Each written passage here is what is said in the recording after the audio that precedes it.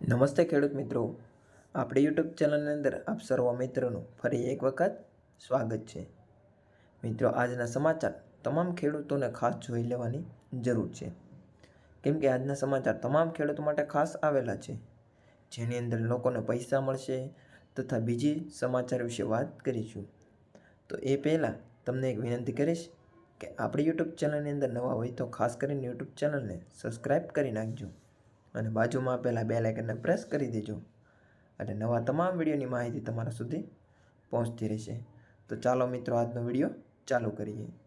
તો જેની અંદર આજના સમાચાર વિશે વાત કરીએ તો જેની અંદર સૌથી પહેલાં સરકારનો મોટો નિર્ણય, જેની અંદર કેન્દ્ર સરકારનો મોટો નિર્ણય લેવાયો છે. કેન્દ્ર સરકારે મોટો નિર્ણય લીધો છે. સરકારે ખેડૂતોની કેટલીક શરતો સ્વીકારવા સંમતિ આપી દીધી છે.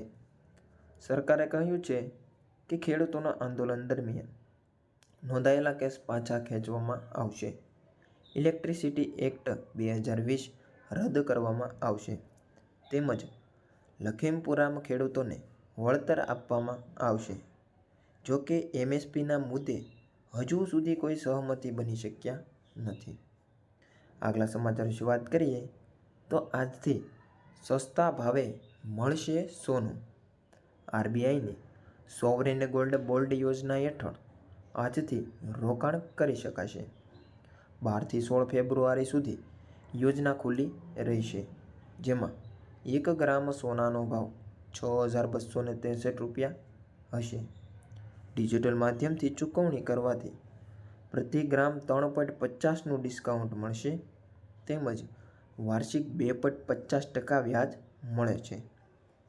તેની પાકતી મુદત 8 વર્ષની હોય છે. 5 વર્ષ બાદ તેને સંપૂર્ણ વેચી શકાય છે. આરબીઆઈએ બતાવેલી કોઈ પણ બેંકમાં જઈ તેની ખરીદી કરી શકો છો. બીજા સમાચાર વિશે વાત કરીએ તો મોંઘવારીના મુદ્દે સરકારનો મહત્વપૂર્ણ નિર્ણય લેવાયો છે. આરબીઆઈના ગવર્નરે કહ્યું કે સરકારની આ વર્ષ માટે ઉધાર યોજના બજારના અંદાજથી ઓછી છે. મતલબ કે ખાનગી ક્ષેત્રો પોતાની જરૂરિયાતોને પૂર્ણ કરવા માટે બેન્કો પાસેથી વધુ લોન મેળવી શકશે. આ કાર્યક્રમથી દેશમાં આર્થિક વિકાસને પ્રોત્સાહન મળશે. ખાનગી ક્ષેત્રને પોતાના રોકાણ માટે વધુ બેન્કોની લોન મળશે. સરકારના આ નિર્ણયથી મોંઘવારી પણ ઓછી થશે.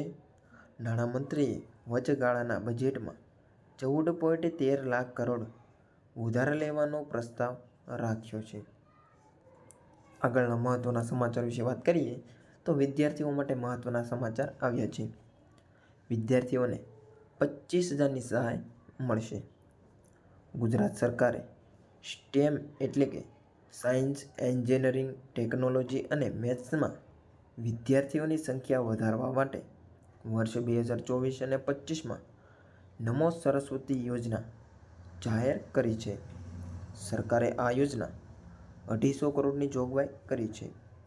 નાણામંત્રી એવા કનુ દેસાઈએ તેમના બજેટના ભાષણમાં કહ્યું હતું અને જણાવ્યું હતું તે 21મી સદી વિજ્ઞાન અને ટેકનોલોજીનો યુગ છે, જેમાં આઈટી અને તેની સાથે સંકળાયેલી ટેકનોલોજી જીવનમાં તમામ પાસાઓને સ્પર્શે છે, તેવું કનુ દેસાઈએ કહ્યું હતું. આગલા સમાચાર વિશે વાત કરીએ તો ખેડૂતો માટે નવી યોજના આવી છે. દેશના ખેડૂતો માટે સારા સમાચાર છે. ખેડૂતોની આવક બમણી કરવા માટે સરકાર થ્રેશિંગ મશીન પર ₹2,50,000ની સબસિડી આપી રહી છે. કેન્દ્રએ આ માટે ઘણા પગલાં લીધા છે. આ માટે કેન્દ્રએ ખેડૂતો માટે કૃષિ યાંત્રીકરણ યોજના નામની યોજના શરૂ કરી છે. રાજ્યમાં લગભગ 80% ખેડૂતો નાના અને સીમાંત જમીન ધારકો છે. સ્વાભાવિક છે કે તેની આવક પણ ઘણી ઓછી છે. આવા ખેડૂતોને મદદ કરવા માટે આ યોજના શરૂ કરવામાં આવી છે. આ યોજનામાં નાના અને સીમાંત ખેડૂતો, મહિલા ખેડૂતો, અનુસૂચિત જાતિ અને અનુસૂચિત જનજાતિ માટે સબસિડી આપવામાં આવે છે. આગળના સમાચાર વિશે વાત કરીએ તો જેની અંદર પીએમ સ્વનિધિ યોજનાના નાના વેપારીઓને લાભ થાય છે.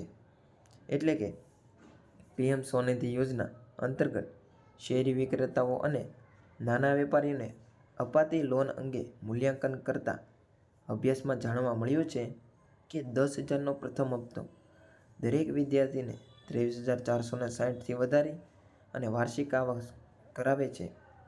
કેન્દ્રીય આવાસ અને શહેરી બાબતોમાં મંત્રાલય દ્વારા આ રિસર્ચ કરવામાં આવ્યું હતું. તમને જણાવી દઈએ કે PM સ્વનિધિ યોજનાની શરૂઆત 2020માં નાના વેપારીઓને આગળ લાવવા માટે કરવામાં. આગળના સમાચાર વિશે વાત કરીએ તો વગર વ્યાજે 3 લાખ રૂપિયાની લોન મળશે.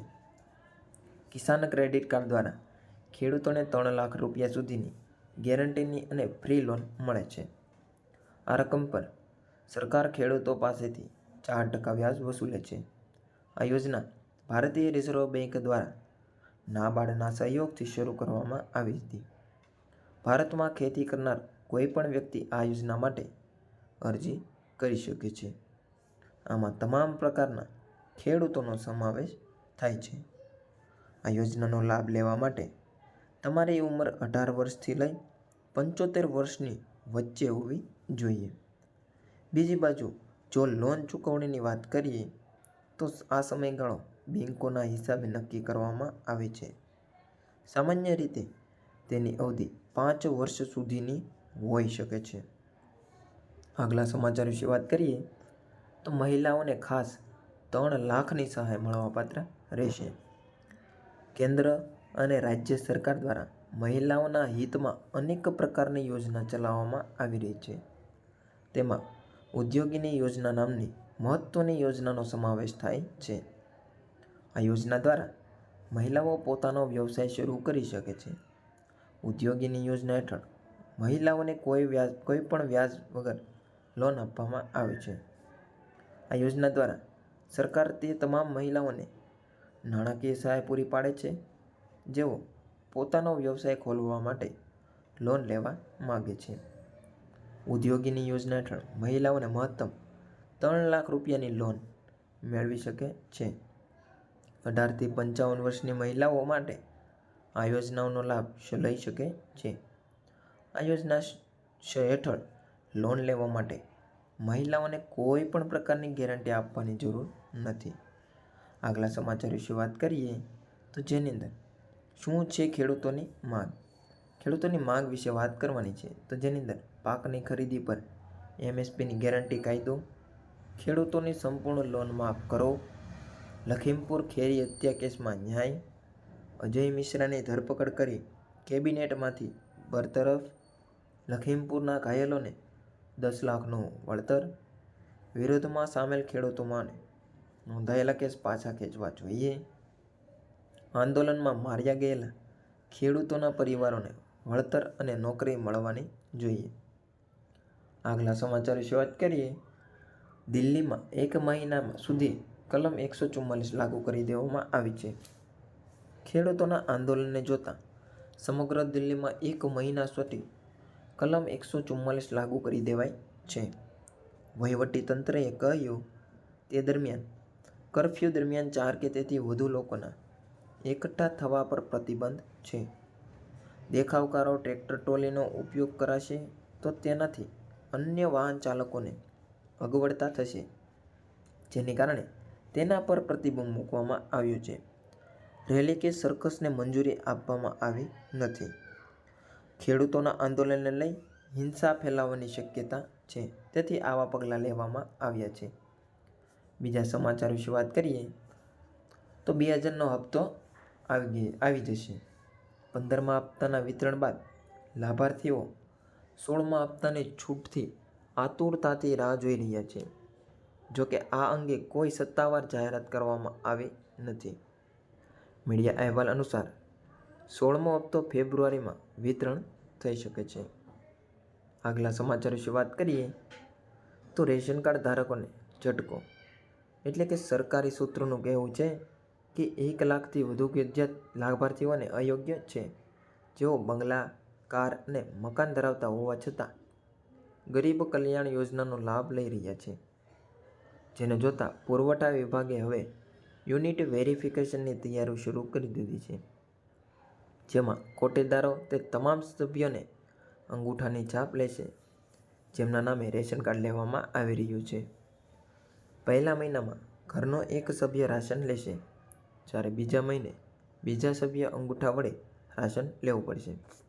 આ અંગે દર મહિને નવા સભ્યો અંગૂઠો લગાવી એક પછી એક રાશન લેશે. જ્યાં સુધી તમામ એકમોની ચકાસણી ન થાય ત્યાં સુધી આ ક્રમ ચાલુ રહેશે. વેરિફિકેશનને આ નવી સિસ્ટમ શરૂ કરવા માટે ઈ-લૂપ મશીનને સુધારવાની તૈયારી ચાલી રહી છે, જે નવા સભ્યના અંગૂઠાની છાપ પછી જ દર મહિને રાશન આપશે. બીજા સમાચાર વિશે વાત કરીએ તો જનધન ખાતું હોય તો 1.30 લાખનો વીમો થશે. પ્રધાનમંત્રી જનધન યોજના હેઠળ ખોલવામાં આવેલા ખાતામાં ખાતાધારકને કુલ 1.30 લાખ રૂપિયાનો લાભ કરવામાં આવશે.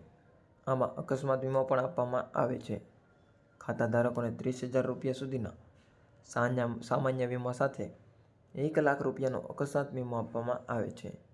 આવી સ્થિતિમાં જો ખાતાધારકોને અકસ્માત થાય તો 30,000 રૂપિયા આપવામાં આવે છે. જો આ અકસ્માતમાં ખાતાધારકનું મૃત્યુ થાય તો 1 લાખ રૂપિયા આપવામાં આવે છે. એટલે કુલ 1.30 લાખ રૂપિયાનો લાભ મળશે.